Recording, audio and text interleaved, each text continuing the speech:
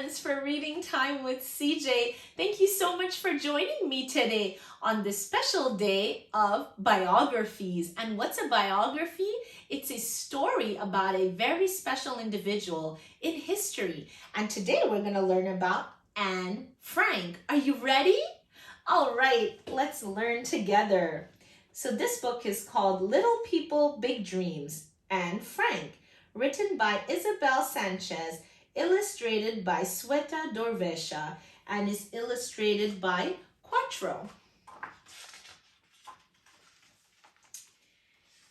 Anne was a little Jewish girl who was born in Germany. She lived happily with her parents and her older sister Margot in the city of Frankfurt. But when she was 4, an ugly man with a little black mustache became the leader of her country. His name was Hitler. He hated the Jews and wanted them to disappear. Anne's family moved away to Holland, which was a free country. Anne's father opened a business, and they had a home where they felt safe. But one day, the Nazis invaded half of Europe and arrived in Holland. Anne and all the other Jewish children were forced to go to separate schools and wear a star on their chest. For her 13th birthday, Anne's parents gave her a diary. That day, she discovered the pleasure of writing on her own. Anne wrote in her diary about how her family lived in fear of being arrested. They decided to leave their home and move to a secret annex behind a bookshelf at the building where her father worked. They had to share their tiny new home with another Jewish family, and they stayed very quiet.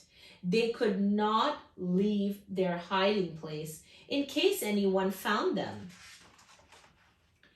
Anne's diary kept her company, and she wrote in it for hours. She wanted to publish a book and became a famous writer.